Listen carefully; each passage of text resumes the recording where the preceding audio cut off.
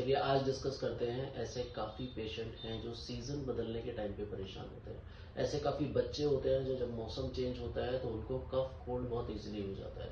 तो स्पेशली जब season change होता है, जब बारिशें आती है, डैम्प वाला जो स्प्रिंग वाला जो वेदर आता है, और होम्योपैथी में ये सिम्टम ऐसे ही लिखा मिलता है कि ड्यूरिंग स्प्रिंग सीजन या फिर change of damp weather season के अंदर कफ कोल्ड डेवलप होना। चलिए दिखाते हैं आपको क्या लिखा है। इन spring when damp weather comes, cough of a children get worse with large collection of mucus। या जहां इसी ड्रग में एक जगह और लिखा गया, when the patient coughs they appear to be a large collection of mucus in the bronchi। अंदर तो बहुत सारा लगता है कि ब्रोंकस में तो बहुत सारा फ्लेम है, बहुत सारा बलगम भर गया है, बट जब पेशेंट स्पिट आउट करने जाता है तो बहुत कुछ ज्यादा एक्सपेक्टेशन होता नहीं है, सिर्फ ब्रोंकस में फंसा रहता है। तो अगर सीजन चेंज होने के टाइम पर आपको भी ऐसे कफ डेवलप होते हैं तो आप होम्योपैथिक डॉक्टर से मिलें, कंसल्टेशन लें, you will be completely okay.